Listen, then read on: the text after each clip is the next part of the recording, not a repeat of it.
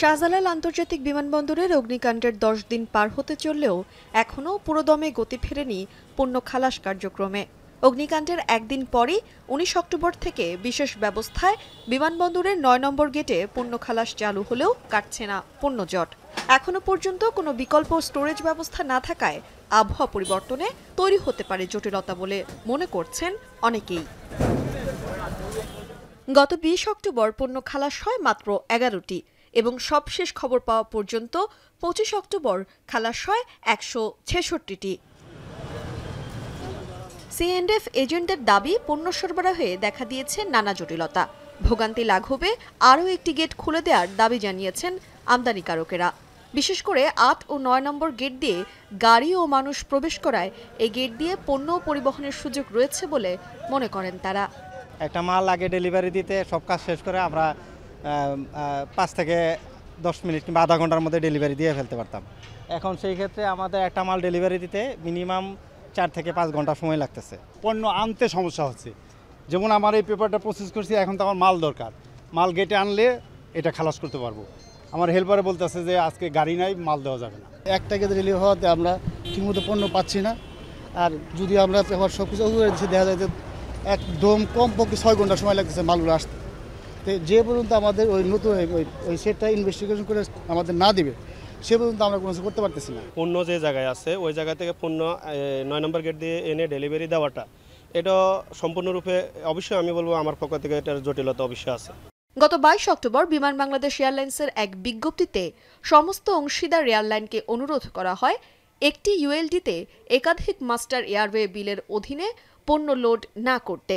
বর্তমান সাময়িক পরিস্থিতিতে প্রতি ইউএলডিতে একক কনসাইনমেন্ট লোড করলে পণ্য বাছাই, স্ক্যানিং ও ডেলিভারি প্রক্রিয়া অনেক বেশি কার্যকর হবে। তবে ব্যবসায়ীরা আবার এক্ষেত্রে বলছেন ভিন্ন কথা। একটা ইউএলডিতে একটা মাস্টার এগেনস্টে যদি একটা হাউজের বিল থাকে সেইটা মাত্র ক্লিয়ার হবে। আপনারা দেখতে পাচ্ছেন সেই শিপমেন্টগুলা যেগুলো হচ্ছে এয়ারফ্রেট ইউনিটের, সেই শিপমেন্টগুলো রিলিজ হচ্ছে।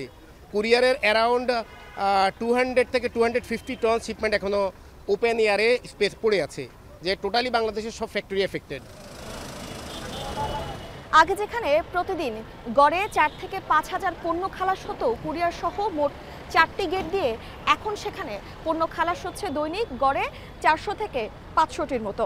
সিএনএফ এজেন্টরা বলছে পণ্য খালাস কার্যক্রমে এই ধীরগতির কারণ মাত্র একটি গেট ব্যবহার করা, এবং আগে যেখানে একটি পণ্য খালাস হতে সময় লাগতো বড় জোর 1 ঘন্টা, এখন সেখানে 6 ঘন্টারও বেশি সময় লেগে যাচ্ছে। অভিযোগ উঠছে কুরিয়ারের কোনো পণ্যই খালাস হচ্ছে না। আবার শঙ্কা দেখা দিচ্ছে ভেতরে যে পণ্য খোলা আকাশের নিচে রাখা হচ্ছে সেই পণ্যের গুণগত মানও নষ্ট হয়ে যেতে পারে। মোটামুটিভাবে আমরা স্বাভাবিক রাখার জন্য পণ্য খালাসের ধীরগতির কথা স্বীকার করে ঢাকা কাস্টমস হাউসের জয়েন্ট কমিশনার বলেন, নিরাপত্তাজনিত কারণেই অন্য গেট দিয়ে খালাস চালু করা সম্ভব হচ্ছে না। 4 জায়গাতে আমাদের আলাদাভাবে সেট আপ ছিল, এখন সেই সবগুলো আসলে এখন একটা গেট দিয়ে যাচ্ছে। এর ফলে একটা বটলনেক তৈরি হচ্ছে সত্যি কথা, এবং আমরা প্রাণপণ চেষ্টা করছি এটাকে কীভাবে কাভার করা যায়। যেমন এখন আমরা কাস্টমসের পক্ষ থেকে যেটা আমরা 24/7 কাজ শুরু হয়েছে, এটা আগেও ছিল কিন্তু সীমিত মাত্রায় ছিল, এখন সেটা একেবারে দেখা যাচ্ছে রাতে সবসময় আমাদের আপনার অ্যাসেসমেন্ট হচ্ছে। বিমান, সিভিল এভিয়েশন এবং নিরাপত্তা সংস্থাগুলোর সাথে আমাদের কথাবার্তা হচ্ছে যে আর কোনো গেট খুলে দেওয়া যায় কিনা। এ বিষয়ে পরবর্তী সিদ্ধান্ত জানতে বাংলাদেশ বিমান চলাচল কর্তৃপক্ষের সঙ্গে যোগাযোগ করা হলে তারা কথা বলতে অনাগ্রহ প্রকাশ করেন। নানজিলা খান মিম, এখন, ঢাকা।